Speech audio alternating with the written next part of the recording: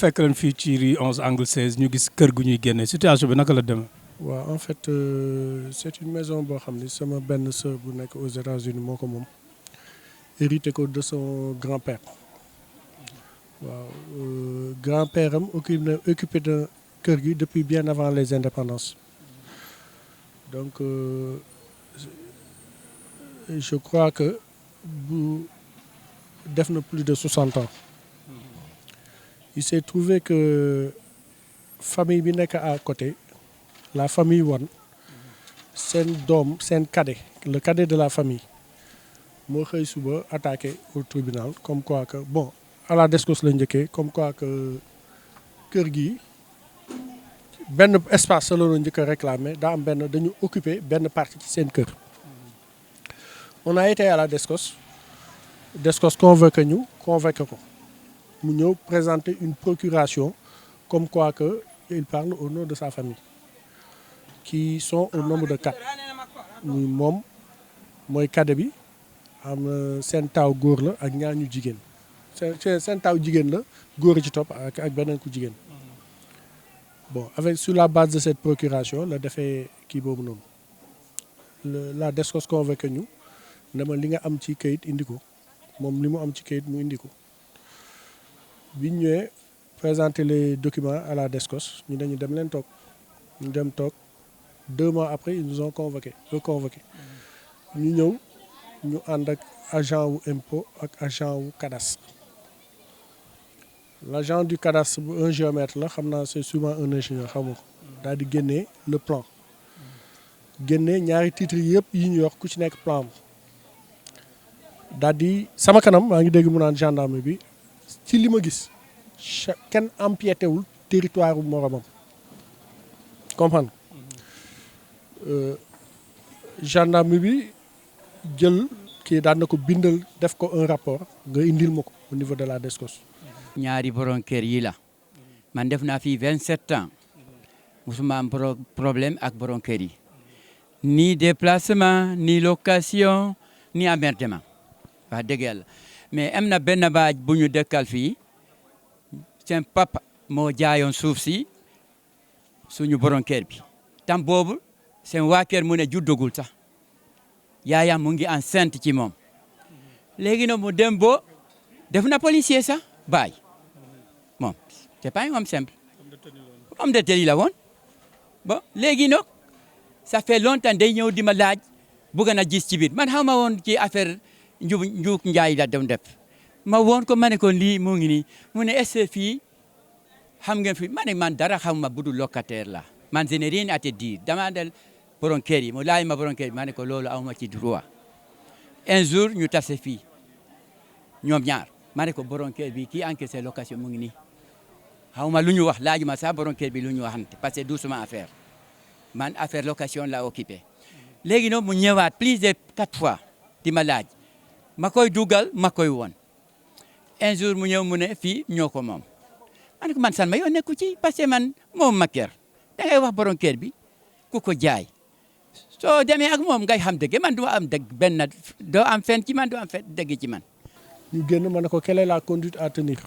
mu ne ma y a conflit man damay def sama enquête je vous ai convoqué sur la base de cette enquête là laa leen di envoyé au tribunal moom mu ñëw di wax di jéem a kii gendarme ne ko sëñ bi mu ne ko sama bureau bu fa ñëwati ñëw nga plaindre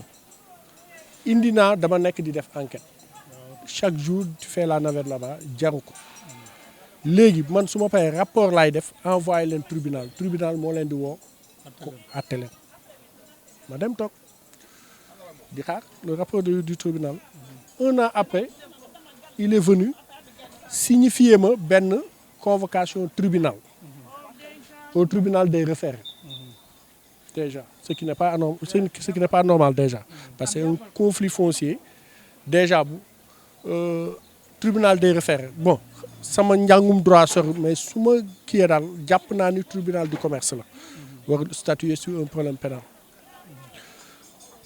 à ma grande surprise le juge lui a donné gain de cause comme quoi que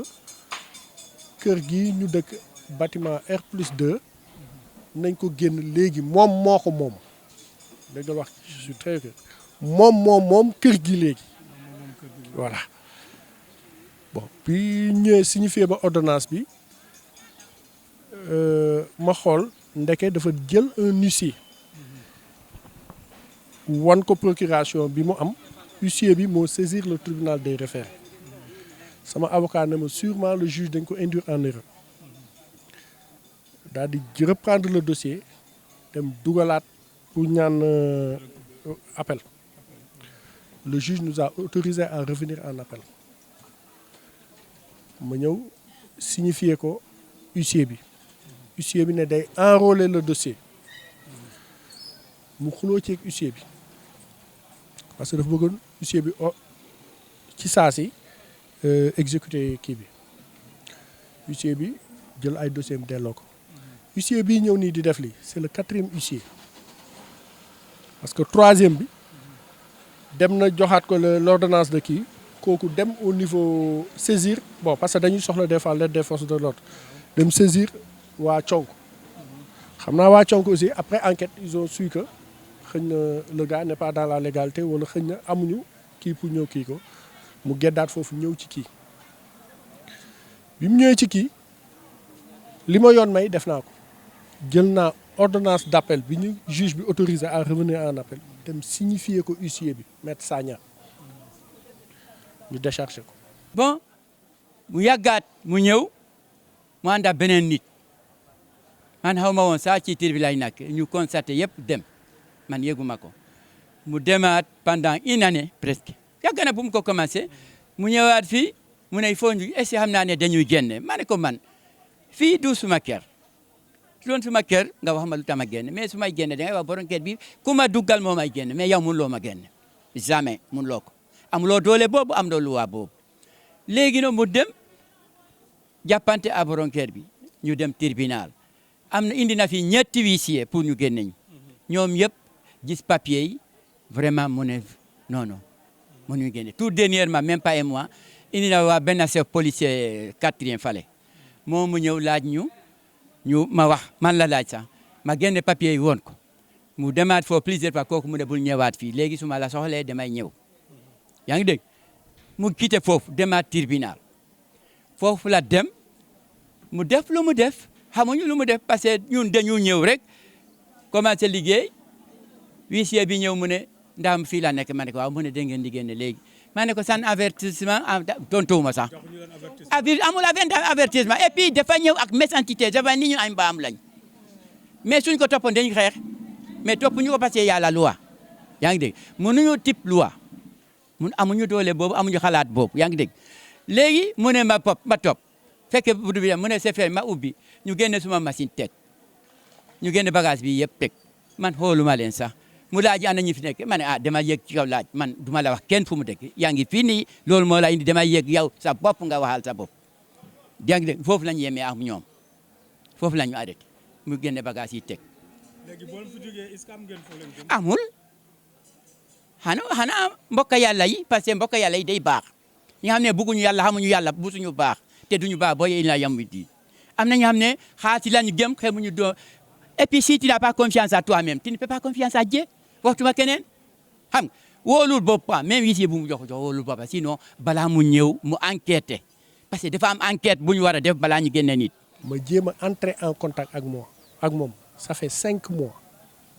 may jéem a entrer en contact ak moom mu bañ su ma demee c'est clair que ne me reçoivent pas donc lii la bëggoon exécuter mais xam nga ce qui est dommage dans ça hein sur l'ordonnance du juge il est indiqué de faire expulser le titre 60-67 moom le juge bi wax que moom la famille Wane le gars Matar Wane dafa ñëw ne dañoo occuper son titre 60-67 mooy titre d'accord juge bi ne ko donc ordonnance pour ñu expulser ñu nekk ci titre 60-67 suñu ñëwee di expulser kon fan la ñu war a expulser 60-67 si que dommage mooy kii bi ñaari kër yi c'est 2 titres différents mooy li ma la wax tu vois moom ni mu amee titre 60-67 man noonu laa amee titre muy le 10 788 erreur bii le juge bi def mooy c'est 2 titres différents nga ordonner une expulsion nit ki am titre ki am titre ki am titre. ñu ngi nii vous voyez le 60 67 60 67 bii mooy 10 788 comprendre mooy ñoom seen kër moo nekk ne moo ëmb kër gi nii comprendre lii la ñu dem wan juge bi mu xam ni kon def na erreur moo tax mu ordonné waat pour ñu revenir en appel huissier bi dafa basé wu ci l'ordonnance n'est pas suspensif wax na dëgg xëy na bu juge ordonné bu la neexee expulsé bu la neexee bañ a expulsé mais li désolant moo booy demee bay expulsé nga expulsé ci fiñ la sant. J'aurais bien aimé ñu dem au niveau des autorités légales ñi nga xam ne ñoo moom wàllu suuf moom wàllu kii ñu ñëw ne leen 60 67 fii la moom bu ma empiété lu ma empiété ci kii am nañ ko expulsé. sama ay dëkkandoo ñoo fi dëkk sama benn yaay moo fi dëkk man dama liggéey woon sax mais sànq laa toog sama rakk yi ñëw fekk ma foofu place ba ne ma kaay wi sa tante Ousseyn après bu ma ñëwee mu xamal ne ma huissier moo xëy génnee leen waaye du nu laax doom dóor doom waaye tamit ñu ñëpp ay citoyen lañ ba pare doon ay sénégalais ba pare dëkk ci biir Sénégal juddoo ci Sénégal yoroo ci Sénégal màggee ci Sénégal xam nga lii nii ku ko gis xam na dafa ñaaw ndax nit rek la mën a doon nit bu dëkkee ci kër ngay xëccoog nit kër boo demee ba gañe ko sax ñi fa dëkk bu ñu dee ay xaj sax war nga leen mën a warmaal tey jëmmi yàlla rek tax waaye léegi système bi moo changé wul dañ ko moderniser rek nag li fi newoon jugu fi man gis naa benn seetlu ak benn taxaw seetlu fii dëkkandoo yu bëri la plupart problème yooyu dañ koy am seen biir da ngay gis nit dëkk ci këram hérité ko ci ay maamam benn étranger jóge fee ñëw tabax ci wetam wala benn doxandem jóge fee ñëw tabax ci wetam mais après nañuy jékki-jékki dem ay at keneen ñëw indi yeneen këyit xam nga dee naan fi sama maam moo ko moomoon sama lii moo ko moomoon te sax ci man ñu jiitu ñoo waroon xamal ñu mujj. waaw donc muy nekk affaire boobu tiis bu métti métti la ndax man quartier bi suma quartier la fi laay fréquenté muy Kaay Ousmane Diène donc ñu yeewoo li tey jii mais mu nekk loo xam te ni métti bu rëy la donc ñun ñëpp àndoon nañu doon def médiation ci ñaari parti yi mais affaire bi dafa sori ci wàllu yoon ba nga xamante ni donc jiboo bi mënul am donc lenn fi sës rek moom dañ koy ñaan muy autorités yi nga xamante ne ñoo nekk Médina ñu xool nu ñu mën a def dimbali ñi nga xamante ne ñoom la ñu génnee daar ndax ay borom kër lañu yoo xamante ni dégg ngeen xale yaa ngi jooyoo sànq ba léegi ay mag yoo xamante ni ci biir kër lañu dëkk ñëw ñu ngi génn te amuñu fu ñu fanaan te amuñu fu ñu yendu donc damay ñaan rek di ñaan jaraafa gox bi muy le maire Cheikh Amadou Bamba Fall nga xamante ne ku ne xam na ko ci social ni muy dimbalee di taxawoo sinistré yi nu mu mën def ak nu mu gën a gaawee rek mu xool ñiy génn tey fu ne mën a abal fu ne mën a recadrer le temps que ñuy am fu ñu dëkk ndax loolu yàgg na ko def donc li ma ci appel boobu daal laa mën a def te xam ne lii métti na méttiwaay boo xam ne ku nekk da nga koy xool sa bopp ku nekk da nga xool bu këpp woon sa kaw ni muy méttee ci yow ndax te wax dëgg yàlla ñun ñëpp gis nañu xale yaa ngi jooyoo mag ñi amuñu fu ñu jëm seen bagage yaa ngi génn te amuñu fu ñu ko yóbbu donc jéem nañu dox médiation nag ak kilifa yi nekk ci koñ bi mais xaw na seera trop ba nga xamante ni donc lu ñu naqaru la. muy jur kenn mun la wax nu mu toll. appel bi may lancé mooy une vigilance sur nos magistrats ci suñu magistrats yi parce que comme te ñoom la yàlla may kii yoon may ñu yor kàddu gu mujj ñu vigilant parce que lii c'est un problème qui peut se régler parce que nit mënoo réclamer loo moomul waa ji c'est un escroc sa famille sa propre sœur bu mu bokkal ndey ak baay bi problème bi amee dama dem saisir ko ne ko sa frère dafa ñëw di réclamer kër gi te ci procuration boo xam ne yéen a ko defal ma bëgg a xam en fait lan moo ci kii mu waatal ma ci alxuraan na ma ñun yabaluñ ko lii muy def nii mun a yabaluñ ko jikkoom la benn mu ne titre bi suñu kër li ko jotale ci titre foncier bi sax ba bu mu ciy xalaat lii mu ne moom moo yoroon titre bi moom mais dafa magal il a pris de l'âge comme te moom mooy caat mu gis ñeneen ne leen nañ leen ko woo ñu jox mu yor këyit gi puisque sama papa dafa ne woon kër gi buñ ko jaay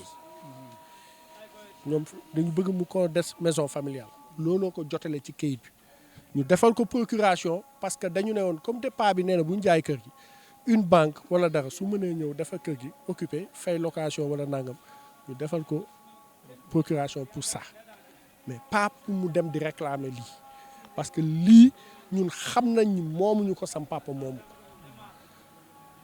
moom en personne bi ñu dajee Descos moom ne kër gii la jàngee alxuraan il est né en 52 donc cette maison date de bien avant les indépendances on a été à la Descos en 2022 donc mënoo moom dara réclamer yoo ko ba 60 ans après 70 ans nga koy soog a réclamer ensuite c'est le cadet ba pare moom bi muy juddu papaam dafa gaañu il est né après son papa est-ce que yaa ngi saisir bu baax complexité bi ma la bëgg il est né après la mort de son papa donc bu fekkee papaam moom moomoon wala de moom xamu ko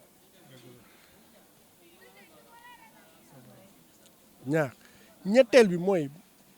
boo demee bay réclamer aussi nga réclamer li nga moom bu doon tey kii amul titre ñaari titre foncier ku nekk am titre je peux man mënuma concevoir comment un juge peut ordonner une expulsion nit ci alalam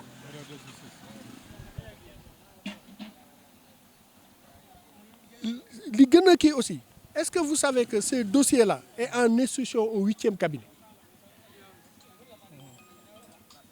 dossier bi la Descos bi ñu jotee kii 8e cabinet lañ ko envoyé en instruction donc c'est un dossier qui est pendant au niveau de la justice moom la juge des référés jugé